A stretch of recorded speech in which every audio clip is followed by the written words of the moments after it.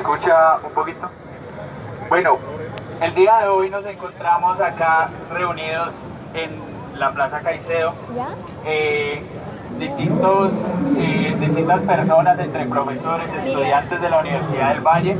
Es una invitación del Departamento de Filosofía de la Universidad del Valle de realizar una clase de filosofía en las calles. Por un lado, como una manera de protestar y de apoyar la movilización que en todos estos días se ha venido desarrollando. Pues ya sabemos, llevamos 2 veces en paro, etcétera. Y por el otro, digamos, como una manera de acercarnos y de acercar la filosofía a la comunidad.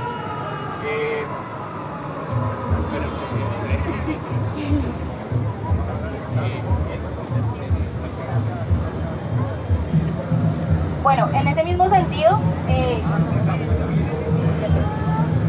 como estudiantes del Departamento de Filosofía, queremos primero agradecer a todas las directivas y docentes porque siempre nos han apoyado con todas las iniciativas que queremos llevar a cabo. Nos han acompañado en todas las marchas, en las diferentes manifestaciones que hemos tenido, así que muchas gracias a nuestros profesores. Muestra de ello es la disposición que tienen para estar acá el día de hoy con nosotros. Muchas gracias al profesor François por querer participar de esta iniciativa y de esta actividad. Así que la metodología va a ser la siguiente. Vamos a escuchar al profesor una media hora. Les pedimos que se acerquen porque pues acá por la plaza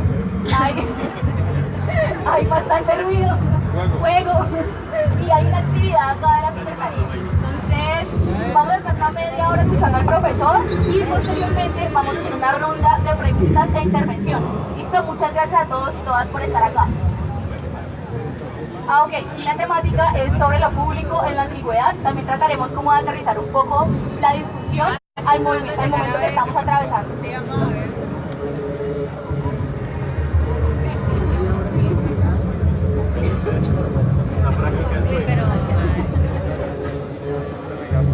Que se ubique como cerquita del cartel.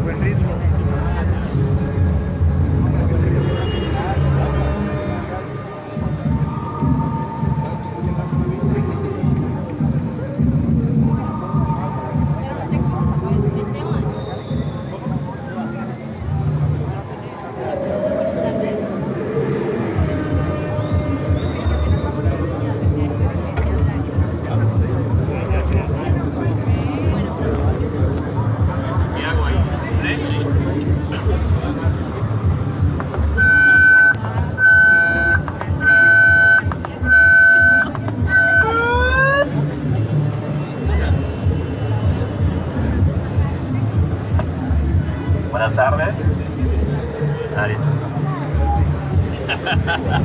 Vamos, François, vamos.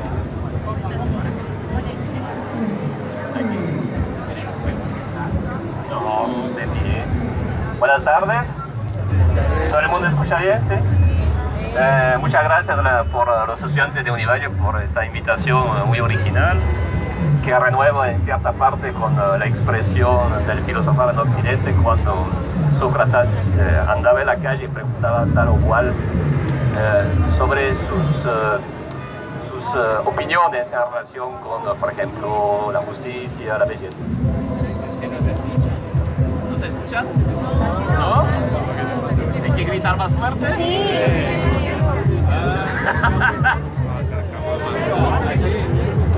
Sí, acerquémonos más porque si no nos quedamos.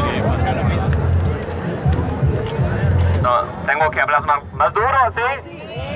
No, bueno. No, encima de François. Bueno, entonces, estamos aquí en una plaza pública, aparentemente pública, conocida de todos en Cali, y la demostración de que es una plaza pública no solamente son ustedes presentes aquí, sino el hecho de que la plaza pública está rodeada, digamos, de una apariencia de poder. Esa apariencia de poder está representada, digamos, por una representación de tipo judicial o política. Por ejemplo, hay un bello edificio de tipo neorepublicano detrás. Detrás mía también está presente, digamos, una representación de tipo religiosa y espiritual. Está presente, obviamente, una expresión comercial y bancaria. En fin, hay entorno, digamos, de la plaza, como solía hacerse presente en otras épocas, esa representación aparente del poder. Digo aparente porque quizás solamente es una fachada del poder y quizás el poder no está presente en esas instituciones o la desbordas en otras partes. Pero ese escenario, digamos, corresponde, grosso modo, una expresión humana que estaba muy presente desde tiempo remoto ya en Europa y precisamente en la época romana en particular.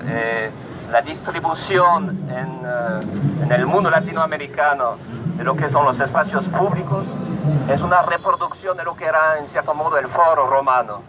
Y el foro romano es espacio central, es espacio cívico, religioso y político, jurídico, también comercial.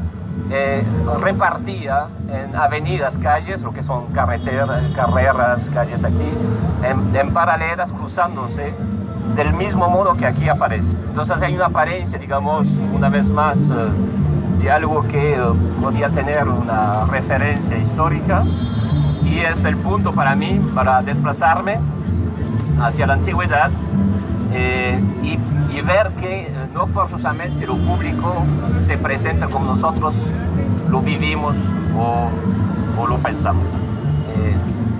He dicho apariencia todo el tiempo porque lo público implicaría un andar libremente como peatón, y no es el caso en realidad aquí. Entonces, y por otra parte, quizás esas fachadas de apariencia del poder no son bien armónicas. La disimilitud arquitectónica que hay en la plaza, en la representación de los diferentes poderes, muestra precisamente que hay un desequilibrio, que quizás hay inconstancia, desbalances, que implicaría también de que lo público, que la plaza pública en la cual estamos también es muy frágil en tanto que expresión precisamente pública. Bueno, dicho esto, entonces regresamos hacia atrás y nos devolvemos hacia ese espacio público primero, que era griego, que nos permite quizás pensar de otro modo la libertad, de un modo muy diferente al cual estamos acostumbrados nosotros. La libertad en la expresión de los derechos públicos e individuales va a la par con un sentimiento de justicia, y eso no era forzosamente el caso en el mundo griego. Así que nos desplacemos y estamos ya en Atenas, en el siglo V a.C., y también estamos en otra plaza pública, que es la Ágora, la plaza pública. En esa plaza pública se da entonces la constitución de la libertad. Lo público es un calificativo, pero está respaldado por un sustantivo, que es la vida pública, o el ser públicamente, la vida pública y la vida privada. Entonces, quizás muchos de ustedes saben que hay dos términos en griego para designar, digamos, lo que es la vida: bios, que entiende, por ejemplo, la palabra biología, ¿no? Un estudio del bios, de la vida, y, por ejemplo, zoe, que tiene usted la palabra zoología, ¿sí? Que significa también la vida. Zoe es una vida animal, instintiva, pero también es una vida replegado en lo privado, en el hogar, si quiere, en el seno familiar, en el primer espacio, digamos, colectivo, pero reducido, digamos, al ámbito de la familia, con la presencia del pater familiar, o con la presencia también de lo expresamente privado.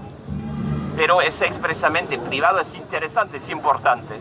Ahí aparece un tema muy filosófico, no traducido como tal para los griegos, pero que es tan actual y que tiene que ver con la apariencia de lo contingente frente a lo que sería lo necesario. Y entonces lo contingente, que es obviamente todo lo que tiene que ver con la satisfacción que requiere esos deseos somáticos, corpóreos, que uno debe prever para vivir, no para sobrevivir, dirían otros, pero para vivir.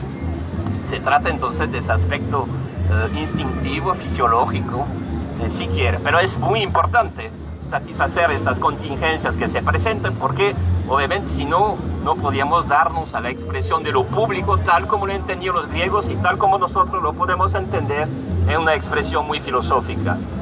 Esa expresión del hogar, de una satisfacción, digamos, y de encarar las contingencias se entiende y se comprende desde el mundo arcaico y Homero.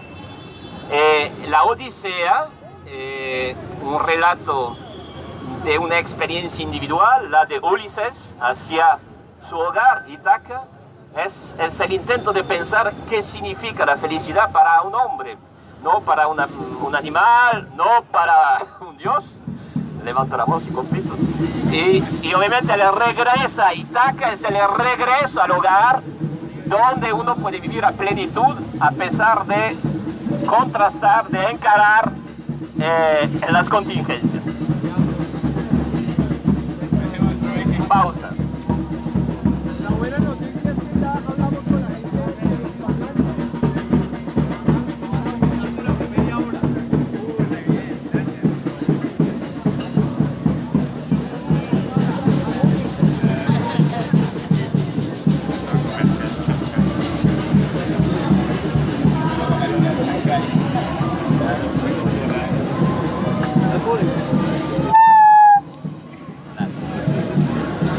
Entonces yo hablaba de Ulises, de esa expresión, digamos, hogareño, privada, pero que conforma una posibilidad de instaurarse, de provocar un sentido para la existencia, sin que sea la pura paz, digamos, la paz del hogar, pero la paz del hogar significa también encarar, responder y superar las meras contingencias.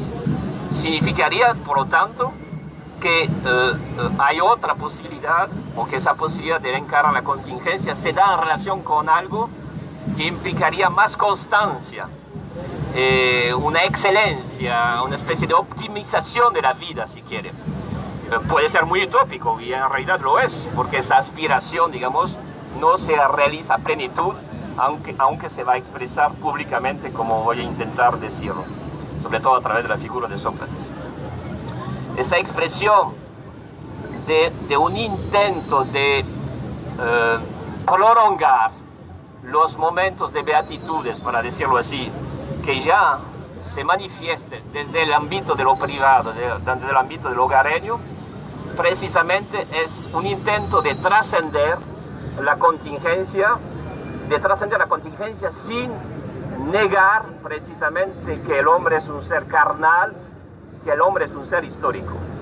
Entonces aparece, sin que sea conceptualizado, pero ya en la expresión viva entre el mundo arcaico y luego la instauración de la polis, de la ciudad, que se hace paulatinamente del siglo VI, pero que tiene su gran expresividad en el siglo V, sobre todo en Atenas, es precisamente algo que tiene que ver con el ámbito y el sueño de los filósofos. Por un lado, la anteposición clásica y todavía muy actual entre la contingencia y lo necesario, lo universal, si quiere, y por otro lado, que casi es lo mismo, en el fondo, contrastar lo efímero con una aspiración hacia lo inmortal. Hay un deseo de inmortalidad en los hombres, y ese deseo obviamente proviene en parte de una experiencia efímera que tiene que ver también con lo efímero que es el propio cuerpo.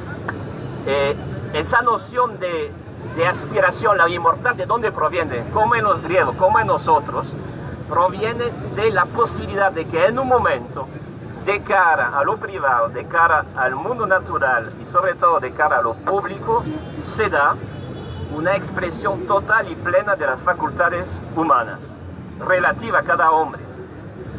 Y esas facultades se suele expresar en la plenitud de la juventud, en la flor de la juventud. La flor de la juventud en su expresión fisiológica no corresponde forzosamente a una expresión de lo que es digamos, el momento de esplendor intelectual, por ejemplo. No coincide forzosamente. Pero si cada uno vivió en un momento, por un breve instante, ese momento de expresividad total, quisiera obviamente prolongar esto. Y obviamente lo trágico del hombre es que vivo esto, entonces hay una aspiración a lo divino, hay una experiencia propia de lo divino. Lo divino no significa mirar ahí hacia arriba, sino una expresividad plena de las capacidades. Es una expresión, en las palabras de Nietzsche, de lo apolíneo, pero es contrastado contra contra todos esos sacudones de tipo dramática, trágica que uno vive y sufre en su propia vida, encarando las contingencias, sería el aspecto dionísiaco. Y esos dos elementos, la posibilidad de superar y trascender lo que uno es y al mismo tiempo de sufrir lo que uno es, produce lo que somos, es decir, un ser trágico y por lo tanto un ser filosófico. Esa es una expresión griega, es todavía muy actual. Y esa expresión de esos dos contrastes se manifiestan sobre todo gracias a la figuración de lo que es lo público. Entonces, ¿qué es lo público? Precisamente lo público se da como una experiencia política. Esa experiencia política tiene que ver con el acontecimiento, la emergencia de la polis, es decir, de una ciudad-estado si quiere, en que de repente aparece la plaza, lugar natural de una palabra pública, el logos. El logos ahí está en la plaza pública. Y de repente abolimos la palabra vertical del mitos, para asistir a una experiencia viva y contrastada, una palabra horizontal que es dado por todos, a lo cual todos pueden acceder, en la plaza pública, lugar de intercambio, lugar de conversación, de confrontación, lugar de alteridades. Y entonces la plaza pública, el ágora, es también una expresión no solamente estética, no solamente política o jurídica, es también una expresión comercial y estética. Entonces, expresión comercial, expresión jurídica, expresión política que se da en una experiencia muy reciente entre el siglo VI y V, con una especie de excelencia. Algunos han hablado del famoso milagro griego, pues una experiencia un poco rara, pero bueno, para designar, digamos, un momento de esplendor de la cultura ateniense en el siglo V. Y en ese espacio público, la palabra se hace y se deshace. Y obviamente, como es horizontal, como provoca precisamente una posibilidad de equiparar las diferencias contingentes que existen entre los hombres, se da a la par una correspondencia entre el sentimiento de igualdad y el sentimiento de libertad. Y ese sentimiento de igualdad y libertad no puede darse en el campo de lo privado, es decir, no puede darse en el campo reservado al hogar, pero que fue primero y que es constitutivo como primera experiencia de lo que será el despliegue de esa palabra viva, pública, en el espacio público de una plaza pública. Obviamente, no todos pueden acceder a esa palabra. ¿Por qué? Porque se requiere desprenderse en gran medida del sufrimiento de las contingencias. Esas contingencias que le impiden tener una libertad, un tiempo libre, un espacio libre para precisamente acceder y cultivar lo que es la palabra viva pública en el espacio público. Por lo tanto, se debe satisfacer primero esas contingencias y por lo tanto regularlas. Así que la regulación de lo privado va a la par y es condición de un acceso a la libertad, a la palabra libre y al mismo tiempo a la disposición de que uno es un ser igual al otro, en tanto que uno se apropia como el otro el logos, es decir, la palabra y el lenguaje público. ¿Quién puede hacer esto?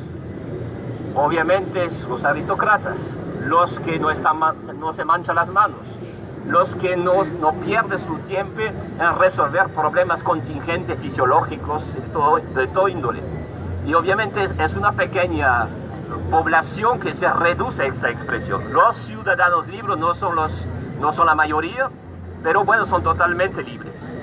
Y eso explica en parte el hecho de que la representación que Platón hace de Sócrates nunca está presente en el hogar como expresión de la filosofía. Eso cambiará, pero ahí no está. Y cuando hay espacios privados, como el banquete, por ejemplo, ese bellísimo diálogo, el banquete en realidad se transforma en un espacio público.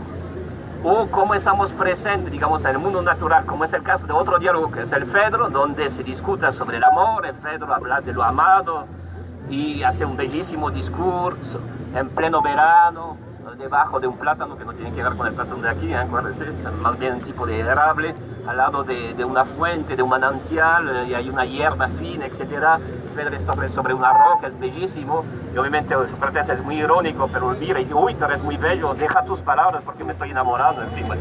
Pero ese lugar natural ya no es un lugar cualquiera, es una transformación vía el logos, es decir, vía esa palabra viva pública, representado en el diálogo de Platón, que transforma el espacio que uno creería natural, del mundo natural, con los pajaritos, los arbolitos, etc., en un espacio en realidad público. Lo mismo ocurre en el banquete. Entonces, esas dos referencias no anulan la afirmación mía, a saber que solamente ahí, en la perspectiva griega, en el espíritu heleno, la expresión de lo público permite una experiencia de la libertad singular y colectiva y una experiencia de la igualdad entre pares que comparten, que viven, que quieren apropiarse, que quieren tener un dominio precisamente del logos, palabra pública, que se encuentra en el espacio público de la ágora, de la plaza pública. Nada que ver con nosotros. Para nosotros, que conocemos por lo menos conceptualmente la idea de un derecho privado y de un derecho público que podemos reivindicar frente, digamos, a una constitución o a los derechos políticos de unos gobernantes, en realidad la libertad se equipara con el sentimiento de justicia. Creemos que es natural, pero no lo es. Es una construcción histórica que responde también a estructuras de otros tipos, a mentalidades en particular, pero no siempre fue así. En los griegos, el sentimiento de libertad no se acopla inmediatamente como si fuera algo natural al sentimiento de justicia, sino que se acopla, recuerden, al sentimiento de igualdad. Y ahí Sócrates es un ejemplo maravilloso. Hay que decir otra cosa.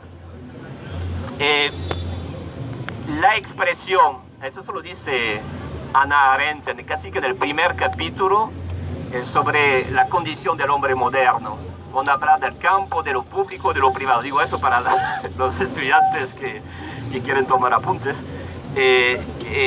Dice, y tiene razón, que la expresión economía política, o una política de la economía, que son expresiones modernas y contemporáneas, son expresiones que no podría entender un griego y que no podría pensarse filosóficamente. Porque ¿qué es la economía? Nomos es la ley, oikos el hogar. La economía es la regulación precisamente de esas contingencias que primero se manifiestan de manera privada en el seno del hogar. Pero si una regulación económica precisamente de esas contingencias privadas, no puede haber como efecto luego una expresión de la palabra pública, de la libertad pública y por tanto de la igualdad pública. Los dos van a la par. Y es la razón por la cual, por ejemplo, si bien Platón se ocupa precisamente en gran medida de la expresión de igualdad, si uno cultiva la razón, etc., al mismo tiempo no desdeña la expresión privada de lo económico. Y eso explica también la razón por la cual hay tratados económicos como el de Jenofonte. Entre paréntesis, esta tarde me dijeron, oye, hay tanta publicidad sobre ese evento que hay un estudiante en este momento desde Argentina, en Buenos Aires, que lo supo y que trabaja en Jenofonte, en las económicas de Jenofonte, y que quiere hacer preguntas, etcétera. Bueno, le contestaremos en otras oportunidades, pero ven que eso se desborda, ¿no? Bueno, entonces aquí estamos con la economía, con Jenofonte.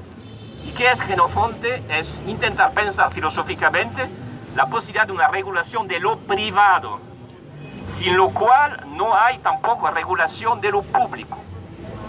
La regulación de lo privado es tratar de superar, trascender o mantener, digamos, a ras las expresiones contingentes, es decir, los accidentes de la vida que no permiten vivir y que permiten solamente quizás sobrevivir. La regulación entonces de lo privado conlleva luego a desplazarse hacia el espacio público para pensar la libertad, que no puede ser sino pública, precisamente los griegos, con una palabra que no puede ser sino pública. La palabra no es secreta, no es íntima, no es privada, es pública, y solamente ahí se puede darse la expresión de la igualdad y de la libertad. Es la razón por la cual entonces nos desplazamos de la palabra zoe, el aspecto, digamos, contingente, hogareño, instintivo, animal de la vida, hacia ahora al bios, a la expresión pública. Y entonces para ser totalmente y plenamente hombre, ya que uno ha vivido en su propia vida un momento de esplendor, puede ser fisiológico, intelectual, etc., y ya que la vida es trágica porque precisamente uno decae, pero tiene el recuerdo de ese esplendor de manera idealizada, uno quiere aspirar a lo eterno. Pero lo eterno no va sino lo meramente contingente. Es decir, la forma y la materia, digamos, la materia y el fondo son la expresión constitutiva de una experiencia filosófica desde los griegos. Es por eso que hay un sentimiento tan estético en los griegos. Toda traducción estética que desborda el plano de la filosofía implica esa confrontación, esa tensión entre lo que es los accidentes de la vida, pero también un plano superior que permite pensar, incluso como una esperanza, la vida como una plenitud. Entre, digamos, lo meramente efímero que constituye a veces momentos felices de la propia vida, hacia un efecto de trascendencia. Lo uno no va sin lo otro. Y obviamente eso se traduce de manera estética en la plaza pública, con los espacios públicos, con los edificios públicos. Y obviamente se traduce también conceptualmente en el discurso filosófico y propiamente en la práctica filosófica. Es por eso que no podemos separar en los griegos la mera exposición teórica de la expresión práctica de lo que es la filosofía. Y la aspiración e intentar conciliar lo que quizás es inconciliable se da para ellos, una vez más, en la plaza pública, en la modalidad de una transformación del bios, es decir, de la vida. Solamente ahí, en medio de los otros, compartiendo y discutiendo esa palabra que nos es común y que nos hace iguales, podemos trascender lo que era mente privada para orientarnos en la existencia, modelar la existencia y sobre todo no sufrir trágicamente como si fuera un destino implacable lo que es la existencia. Es un bello propósito, no significa que se realiza. Ese propósito es a la vez un propósito político. La expresión de esa libertad, de esa igualdad, a través de una palabra que es pública, en el espacio público de la plaza pública, es a la vez un escenario político, que no tiene nada que ver con la representación de partidos políticos. Tiene que ver con la expresión casi que esencial de lo que sería el hombre por parte de esos griegos y que se traslada inevitablemente en la palabra, en el discurso, en la práctica de los filósofos, en particular de Sócrates. Sócrates hace una cosa extraña. La práctica de la expresión política, tal como nosotros la entenderíamos, para provocar un dictamen, por ejemplo, en términos jurídicos, se da en una asamblea particular. Pero Sócrates no aparece en la bule, la asamblea, donde se discute una gestión política de los asuntos a diarios. Ahí no filosofa, sino que desplaza lo político de ese escenario al escenario natural, que sería la ágora. Y por eso Sócrates es un escándalo. Es un escándalo porque no juega al juego, digamos, partidista, partidario, de una expresión reductora de lo que es lo político, sino que transforma la plaza pública precisamente en una expresión viva de lo político, donde todo el mundo tiene voz, en tanto todo el mundo tiene a disposición ese logos, por poco que tiene un tiempo libre, por poco precisamente que puede andar libremente. Entonces la igualdad y la libertad se da en una expresión política, ese es el gran escándalo de Sócrates. Y cuando no se da en la plaza pública, la ágora, entonces transforman los lugares comunes, como por ejemplo la recepción, donde unos amigos invitados en un banquete, en una expresión pública y política, o transforma el espacio natural, por ejemplo, tal como aparece en el Fedro, en un espacio política. Esa es la gran innovación y el gran escándalo de Sócrates, y quizás en parte Sócrates fue condenado por esa razón. Y tampoco se somete al juego partidista y partidario de lo político. Como se juzga un asunto de tipo político en la antigüedad del siglo V, uno va a la asamblea y alguien dice, bueno, yo lo acuso, por ejemplo, de impiedad, no respeta a los dioses. Bien, entonces se recibe la acusación. Primero se escucha, la acusación es digna de ser recibida. Muy bien, entonces hay un proceso que empieza. se busca la víctima, en este caso Sócrates. Pero aquí no interesa la comprobación de los hechos concretos. No hay un modelo científico para objetivar, digamos, los hechos. Poco importa. Lo que importa es la palabra retórica de tanto los acusadores como de la víctima. Y después los jueces, sin jamás dar razones de su propio juicio, hacen un dictamen. Entonces, todo es arbitrario, y aquí algo que repela Platón es precisamente la seducción retórica, las falacias de bellas leyendas e historias de propósito que uno comete para acusar a tal o cual. Y Sócrates no juega este juego y transforma la experiencia viva que tuvo a diario prácticamente en el ágora, en la plaza pública, pero también en la Acrópolis, de la Acrópolis al Pireo, al puerto. Transforma la asamblea, y obviamente no convence, pero hace algo también escandaloso, es decir, que muestra, digamos, los límites y las inconstancias del juego, digamos, jurídico y político, tal como nosotros también lo podemos concebir, cuando sabemos que se da un dictamen, pero que detrás hay otro tipo de intereses que no son públicos, sino precisamente privados. Y es lo que desmonta Sócrates. Obviamente el precio es grande, es la muerte de Sócrates, la condena de Sócrates. Es lo que ocurre allí. Habría que decir otra cosa. Esa expresión pública, de una palabra pública, en la plaza pública, que permite solamente ahí el ejercicio de la libertad plena y de la igualdad entre los hombres, se da porque se piensa lo político diferente a nuestra situación contemporánea. Hay un término, ves que todo es la misma raíz, ¿no? Polis, política, ¿ves? Lo mismo. Entonces hay otro término que es politeia. Politeia en griego significa un régimen, una constitución política dada. Por ejemplo, puede ser la constitución democrática o oligárquica, puede ser la tiranía, puede ser la monarquía, etc. Pero no solamente es una constitución escrita en letra de oro, así en un edificio, enunciado por unos cuantos hombres. La constitución política es también una manera de vivir, tanto en la esfera de lo público como en la esfera de lo privado. Eso es muy griego. La constitución política no es ajeno a la existencia de los hombres. Son los hombres que hacen esa constitución en su manera de comportarse, en los ritos que presenten, a la manera, por ejemplo, de casarse, de educar a los hijos, de tener ofrenda para los dioses, ¿ve? Entonces, tanto en el ámbito de lo privado como de lo público, yo vivo Atenas, yo vivo la libertad de Atenas, yo soy ateniense. La polis existe por mi existencia en tanto que polites, es decir, en tanto que ciudadano libre, que no renuncio a esa experiencia de una palabra pública y viva dentro del espacio de la plaza pública. Pero para nosotros no es así. Puede haber una constitución y yo no me siento forzosamente como acoplado a esa constitución.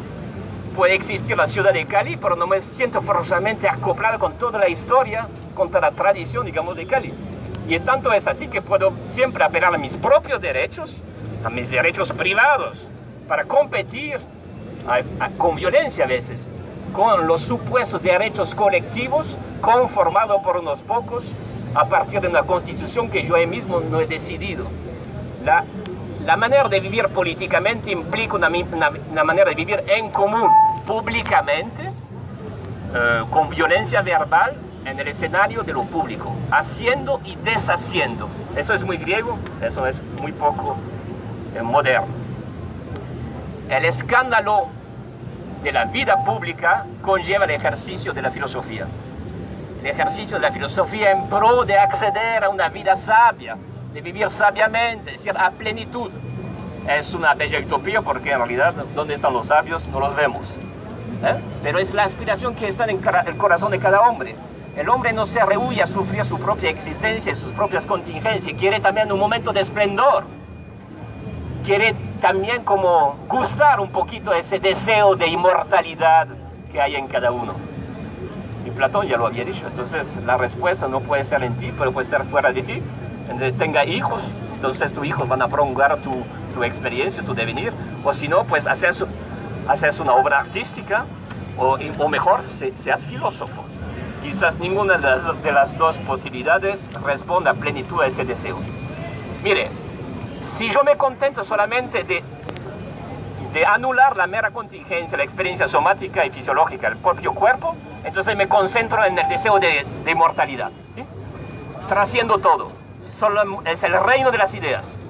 Pero el reino de las ideas hace que finalmente esa vida somática, fisiológica, a diario, cotidiana, es bien pobre, bien mediocre. Es insufrible. Si al contrario digo, oh no, esas ideas, ese deseo de inmortalidad, no abandonemos esto y concentremos en los pequeños momentos a diarios, y que termina la vida y la vida no está satisfecho y uno mira con nostalgia algo que hubiera podido cambiar. Ni la concentración, el mero hecho histórico, concreto, fisiológico, ni tampoco el repliego, la huida en la pura teoría, en pura especulación son maneras satisfactorias para el hombre. Lo ideal sería tratar de no renunciar ni lo uno ni al otro, combinar, provocar una tensión entre lo uno y lo otro. La filosofía desde el tiempo remoto y todavía hoy en día se ejercita a pensar, a confrontar precisamente lo que son dos espacios en realidad, el espacio de lo privado y el espacio de lo público. A veces reina lo público y se esfume lo privado. A veces el reino de la intimidad pura, entonces el reino de la individualidad narcísica y consumeristas, que impide un diálogo entre iguales y libremente. Los periodos de la historia occidental han sufrido momentos, digamos, de refugio, digamos, a lo puramente trascendental, y también un sufrimiento de la pura comprensión, digamos, a diaria, somática, fisiológica, etc. Quizás estamos en ese segundo momento. La idea sería tratar de provocar ese ejercicio en tensión que es propio de la filosofía. Pero para eso hay que ser libre, o devenirlo. Y para eso hay que acceder a una palabra que es libre, que está a disposición de todos, pero que no todos lo pueden satisfacer, porque están imbuidos en lo cotidiano, en el modo de sobrevivir y no de vivir a plenitud, ¿verdad? Entonces aquí ocurren esas cosas, esas tensiones permanentes que cada uno puede vivir, independiente que sea estudiante de filosofía o no, que siente que a veces las palabras no son suficientes. Ahí están los artistas, los poetas, están los filósofos y otros que intentan provocar de diferente modo esa tensión, pero se puede expresar muy fácilmente, lo ven allí. Hemos hablado de Sócrates, podríamos hablar de los cínicos. ¿Qué hacen los cínicos? Precisamente regresen a lo que sería la expresión humana total en el espacio público, de la plaza pública, para ejercitarse libremente y decir que el hombre pues se endormeció, ¿sí? Está arropado de una vestimenta intelectual, de un ropaje, etcétera, de una representación social. Cada uno juega esta representación y no vive a plenitud.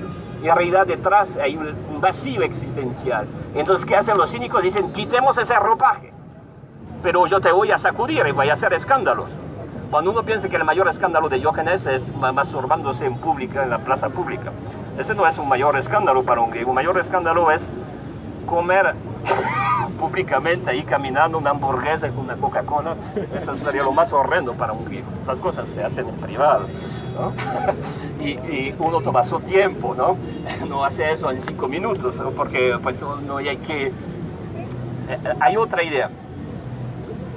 Es preferible para un griego vivir bien, por ejemplo, y mañana no tener trabajo y, bueno, y dejar de vivir en un bienestar que uno tenía ayer, que satisfacer a diario, de manera cotidiana, las contingencias que se presentan, sociales, humanos, naturales, etc.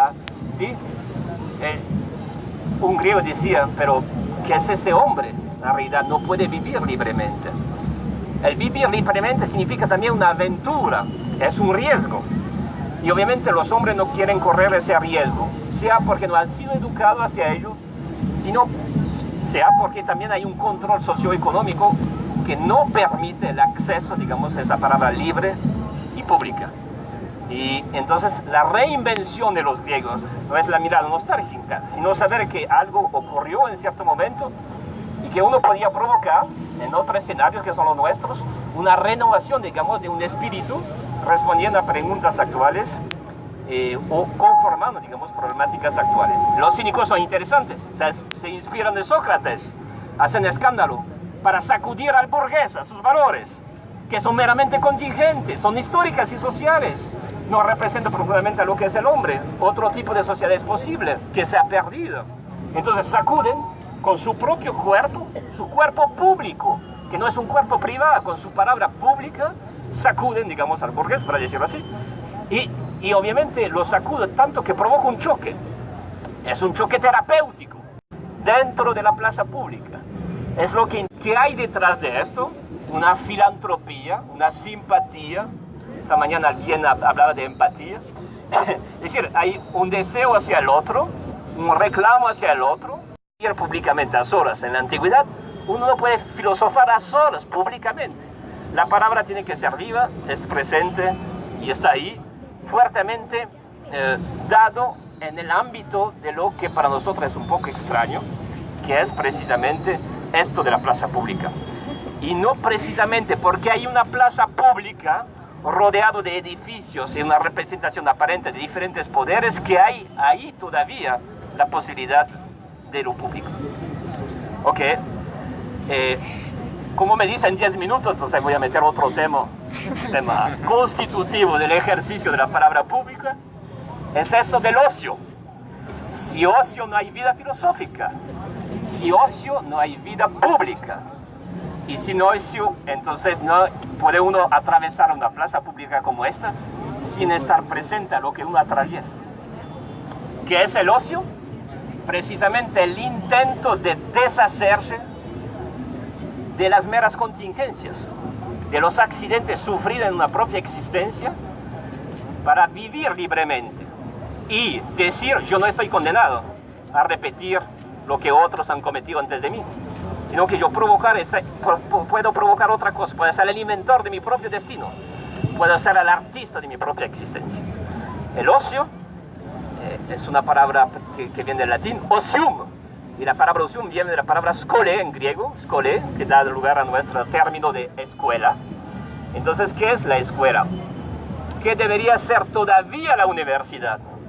Para los que no han podido tener disposición social ni cultural, algo que es público, que se ofrece para que uno piense críticamente y de manera ociosa su propia existencia en común y la transforme, y al mismo tiempo provoca una invención que es política, que es estética, que a la vez es pública.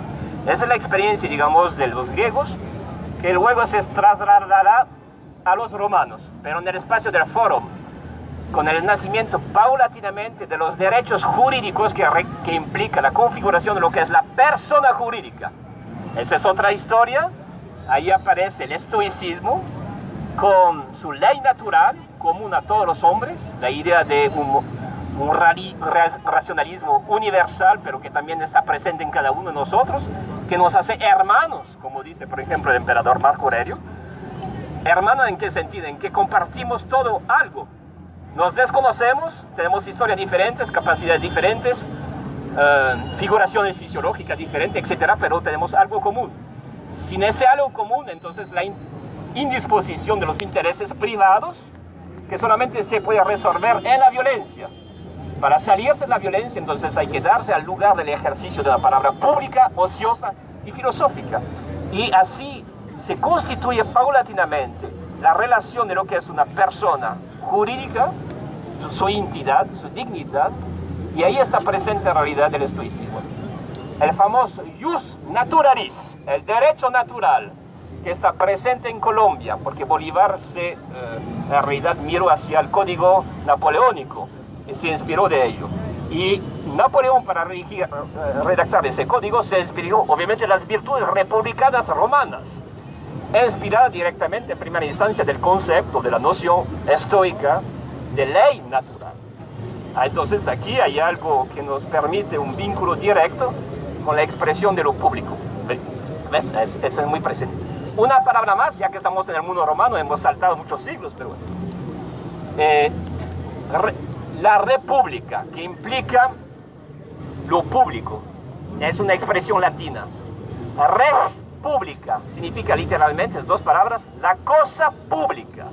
Y la cosa pública significa con el hacer y el deshacer del hombre en relación consigo mismo y con su entorno.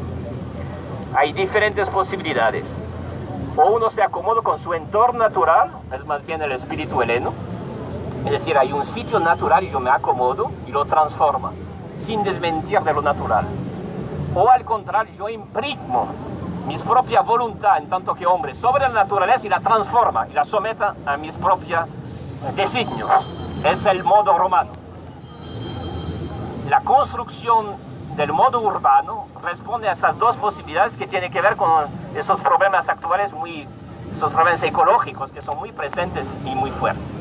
Bueno, entonces han visto que nos hemos metido aquí en lo público y lo estamos transformando, porque evidentemente se agrupa gente y hemos constituido quizás algo que por un momento puede ser propiamente público, que no era evidentemente, pero también implicaría desplazarse libremente. El andar libremente, como lo hacía Sócrates, o como lo hace, por ejemplo, un peatón en Europa, implica también disponer de un tiempo libre, que no está sometido, digamos, a los mecanicismos industriales, por ejemplo, un coche, etc. Y esa reapropiación implica una transformación individual y colectiva que permite quizás ser una orientación frente a los desazones violentos que sufrimos hoy en día, en particular en Colombia. Pero si no lo hay, la universidad debe ser todavía ese espacio público, político, pero en el sentido pleno y noble de la palabra, no en el sentido de las expresiones de los partidos políticos, ¿entienden? De un acceso que permite ofrecer a los que nos pueden, sobre todo, condiciones que les permita luego, en un discurso alterno, igual y libre, reorientar la vida en común. Pero si la universidad o la escuela está manchado de intereses privados y politiqueros, entonces se suprime una expresión de lo público y nos queda la pura individualidad ética, narcísica y consumista, que quizás no es salvadora. Pues con eso termino, si quieren pueden hacer preguntas.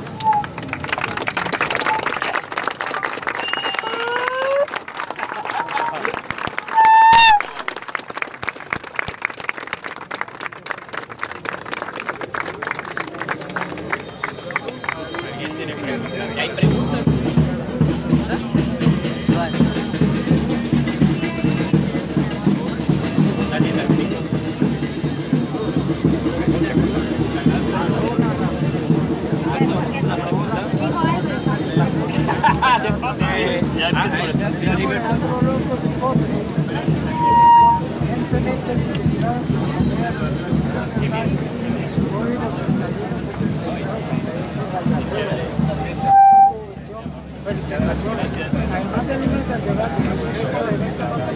Bueno, pues es la primera vez que lo hacemos. Bueno, vamos a pasar a la ronda de preguntas. Por acá, ¿usted tenía una pregunta? Bueno, entonces, la anotación, el señor... bueno, listo. El señor y... Una pregunta. ¿La libertad absoluta es un reto esencial del hombre? ¿La libertad absoluta es un reto esencial del hombre?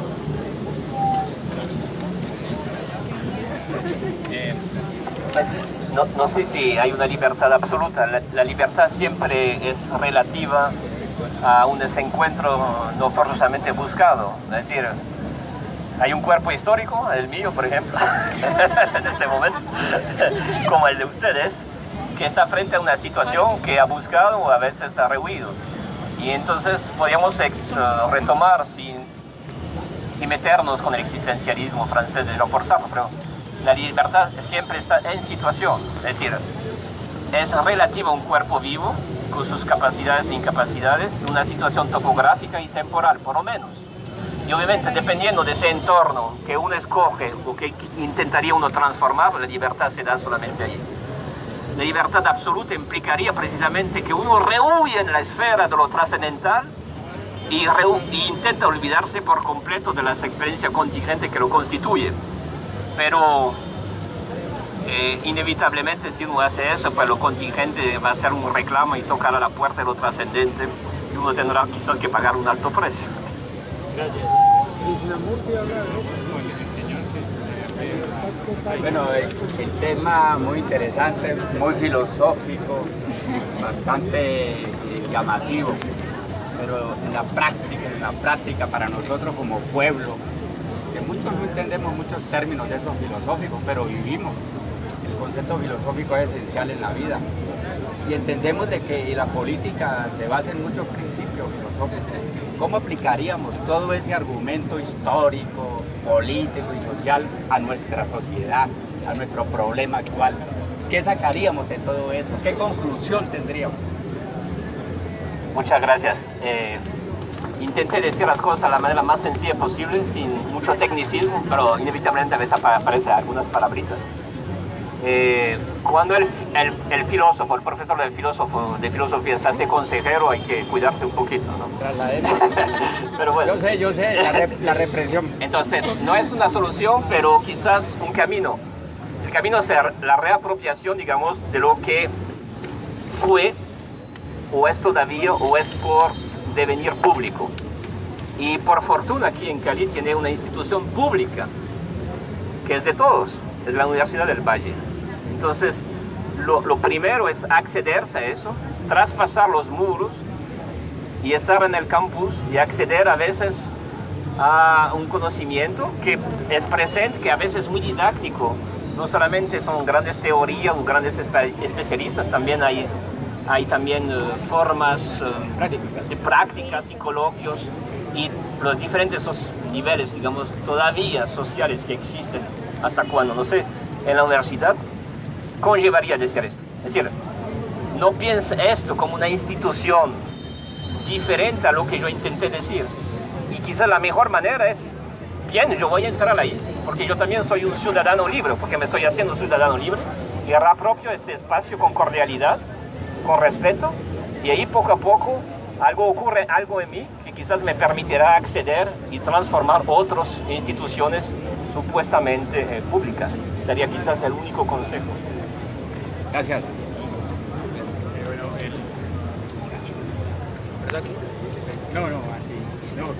Ok. Profe, pensaba bastante en la violencia, que fue algo que usted mencionó, digamos, de paso en un par de ocasiones.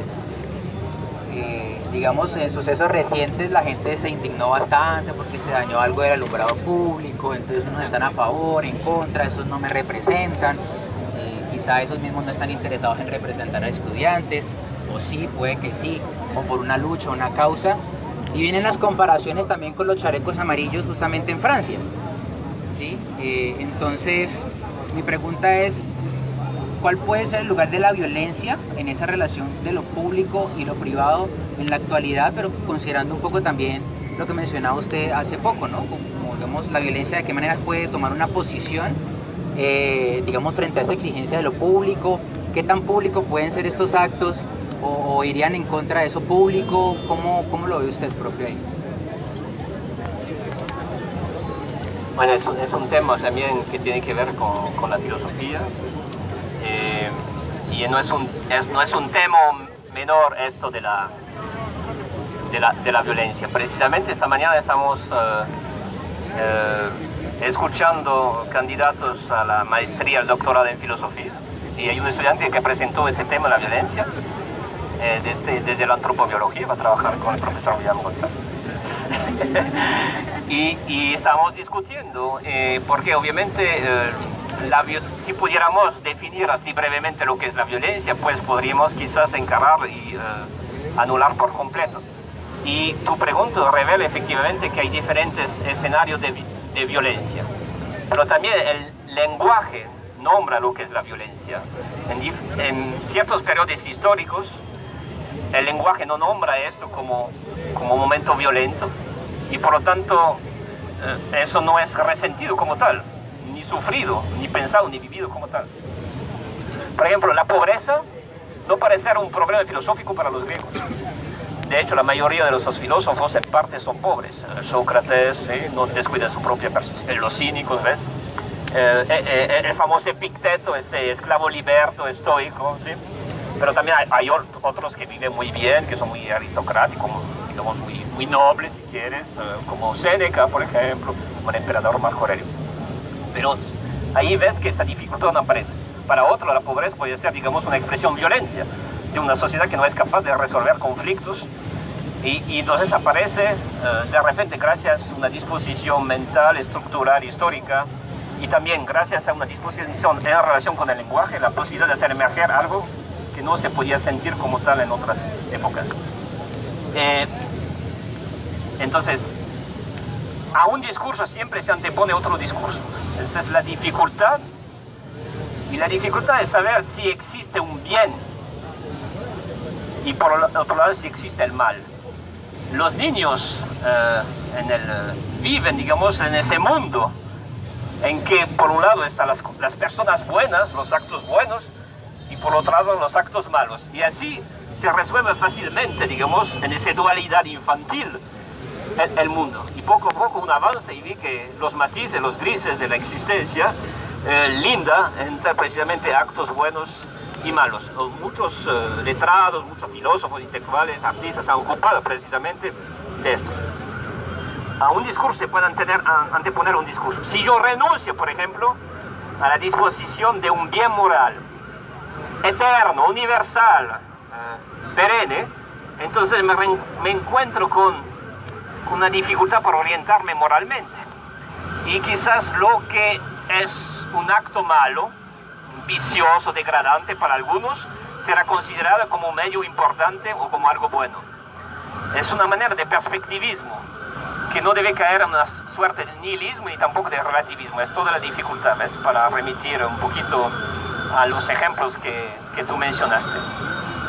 Al mismo tiempo, no escapamos a algo hoy en día que es muy difícil, es que el juicio que podemos cometer sobre acontecimientos que no hemos vivido, pero que hemos mirado a distancia, a través, digamos, de la televisión, de otros medios, implica ya una representación de tipo ideológica, implica una orientación, aunque el autor de esas imágenes no quiso hacerlo. Esto está inscrito dentro de estructuras, y entonces yo te muestro algo, es una perspectiva, y si lo acompaño de una tonalidad musical, por ejemplo, ¿sí?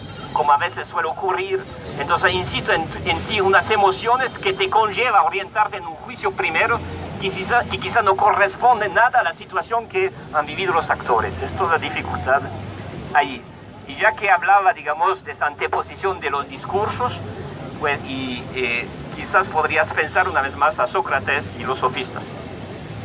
En la representación que Platón nos presenta de Sócrates, obviamente hay ese término de una aspiración a un bien que es inmutable, eterno, perenne, universal, que vale para todos los hombres en sus diferentes momentos históricos, lo que implicaría que el lenguaje tampoco no cambie. Y frente a esto están los sofistas que reclaman que el lenguaje es histórico, que por lo tanto el hombre es histórico, y que por lo tanto la perspectiva histórica de la moral se orienta en función de una disposición que tú tienes en relación con el lenguaje. Y ahí aparece ese famoso sofista que se llama Gorgias, que aparece en un diálogo de Platón, y que hace el famoso discurso sobre Helena. Helena, esa bella mujer que es responsable en realidad de la guerra de Troya. Y entonces Gorgias hace un discurso terrible para mostrar que quien es responsable de la guerra es Helena, es la responsable de todos los males, ya la hemos encontrado.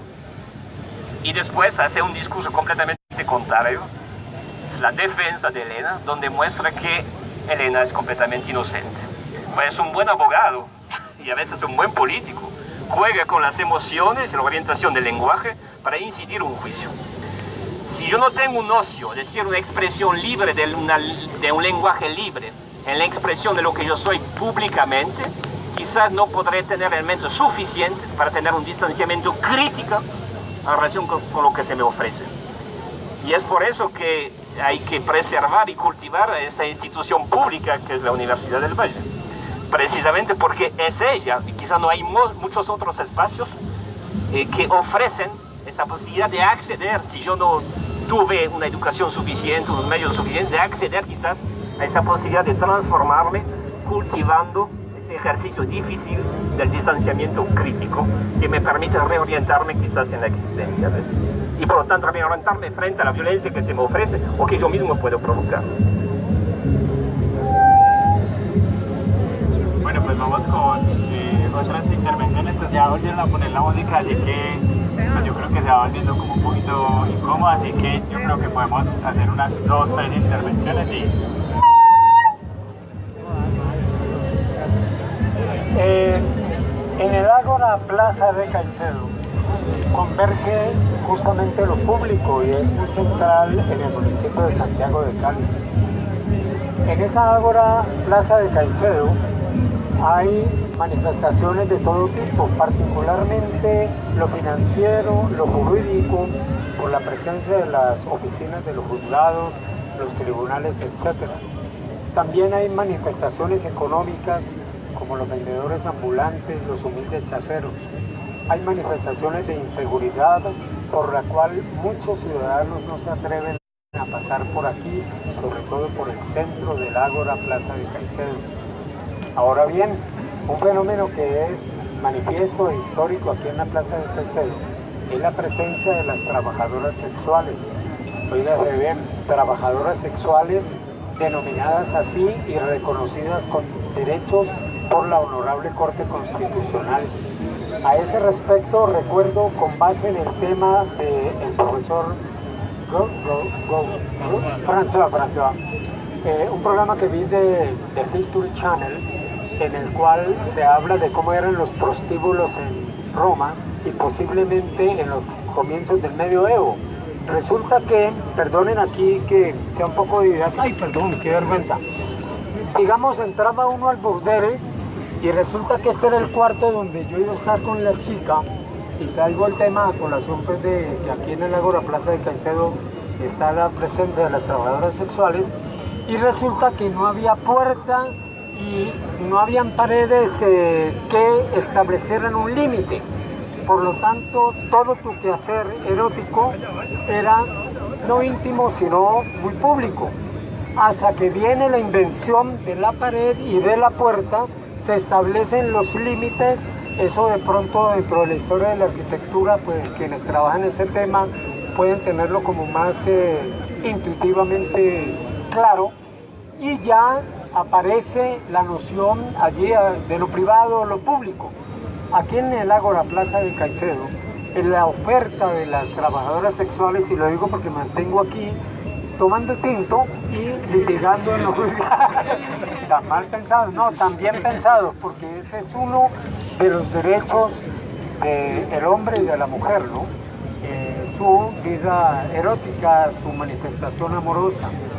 Ahora bien, en torno a muchos de las afirmaciones de la excelente clase del profesor François, también quisiera traer a colación sobre lo público y lo privado y el papel de la filosofía y del escándalo, un pensador o pensadora, Luc Marinov, que publicó un texto que se llama Más Platón y menos Prozac, en donde rescata justamente que muchas de las dolencias de tipo afectivo, psicológico y o psiquiátrico deben en este momento tener otra salida distinta a la química agenciada por las grandes multinacionales farmacéuticas, y sí de pronto salida de tipo espiritual y sobre todo filosófica. Como recuerdan ustedes, el Prozac es un antidepresivo, y Platón, pues ya el profesor nos ha ilustrado, y ustedes que la mayoría son estudiantes o ya licenciados o doctores en filosofía, pues es uno de los filósofos de los ideales que se deben reivindicar.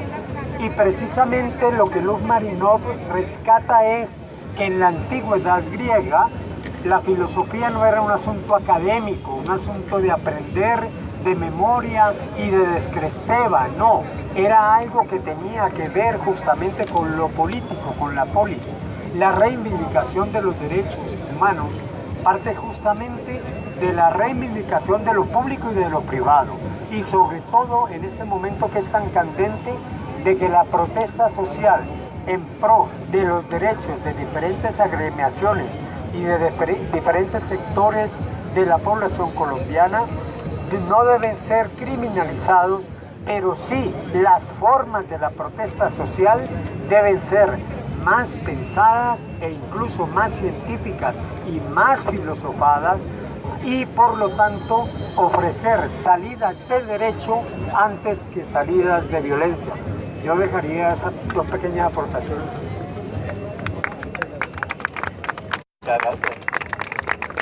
Pues sí, la relación entre lo medicinal y la filosofía es muy antigua y muy presente todavía. El efecto terapéutico es un efecto estético y político a la vez. Bueno, así ha sido una breve experiencia original, creo que es la primera vez en Cali que hacemos esto. Sin ustedes pues no se hubiera llegado a esto. A los estudiantes, quiero agradecer de nuevo a los estudiantes de la Universidad del Valle, a los estudiantes de filosofía, y algo que encanta, digamos, al extranjero que llega a esas tierras, es quizás ese ímpetu vital. Es un ímpetu vital juvenil, no significa que corresponde a una edad concreta, y una manera de innovar que también conlleva a cultivar el asombro, que para Platón es altamente filosófico. Le agradezco muchísimo su presencia.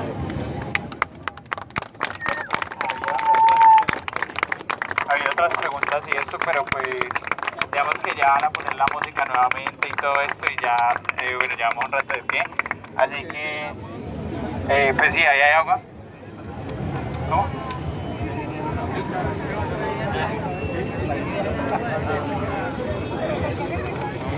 Bueno, antes de irnos pues, de terminar la clase y todo esto, digamos, a las personas que se fueron acercando a lo largo del desarrollo del espacio, pues quiero recordarles el por qué hemos decidido hoy salir acá los estudiantes de la Universidad del Valle, acompañados de los profesores y pues de otras personas que han llegado acá a lo largo pues de la jornada, y es pues básicamente por dos razones que nos interesan y que nos mueven como estudiantes, ¿no? En este momento, digamos, este acto es una manera de venirnos a tomar la plaza pública, una nueva manera pues que encontramos también de hacer una protesta, ¿no? O sea, la protesta en torno a la educación, pues es también venir acá y debatir en la plaza pública, ¿no? Y por otro lado, por supuesto, es acercarnos y acercar la filosofía y el conocimiento, y que no se quede solamente en esas cuatro paredes que son la Universidad del Valle, sino que se acerquen también a la comunidad, y pues acercarnos nosotros también. Bueno, por supuesto quiero pues, digamos, el día de ayer en el marco pues de la movilización nacional se desarrollaron, bueno, hubo algunos actos pues dentro de las protestas y de las movilizaciones. Particularmente el movimiento estudiantil en general está muy conmovido por algo que ha sucedido en la Universidad del Cauca, ¿no? Algunos compañeros, fueron varios pues los heridos, trauma cráneoencefálico, otro compañero con una herida en el pómulo, una herida de granada en el pómulo, otro compañero pues con una granada, pues por el impacto de una granada perdió un ojo. Y pues digamos que pues solo es como para que la comunidad se entere en parte, y digamos la invitación es que nos apoyen. Los estudiantes no somos terroristas y no estamos financiados por el narcotráfico, como lo ha venido diciendo el jefe de seguridad de la ciudad de Cali, y como incluso ha habido declaraciones cercanas del señor rector. Pues ese tipo de declaraciones lo que hacen es estigmatizarnos y justificar el hecho, y justificar hechos como los que han venido sucediendo, como que a un compañero le vuelen un ojo con una granada, como que otros compañeros salgan heridos. Estas declaraciones lo que hacen es justificar este tipo de actos en contra de nosotros los estudiantes, porque no es lo mismo para la sociedad colombiana matar a un estudiante que matar un narcotraficante o un guerrillero.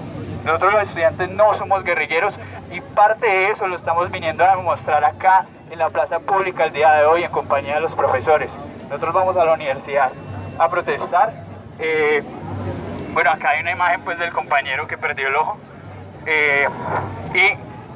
Digamos, vamos a la universidad a estudiar y por supuesto nos apropiamos de ella y la defendemos.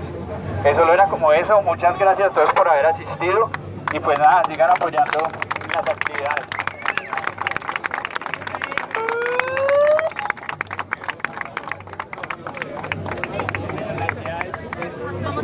Vamos a seguir haciendo estas actividades.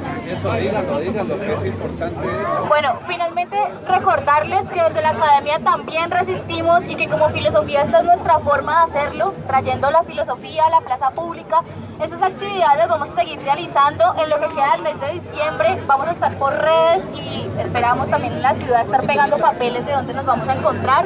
La idea es hacerlo en diferentes lugares de la ciudad de Cali, en diferentes plazas que nos podamos tomar, como lo hemos hecho el día de hoy, y les estaremos informando entonces de lo que resta este mes y en enero seguiremos con estas actividades. Muchísimas gracias por venir.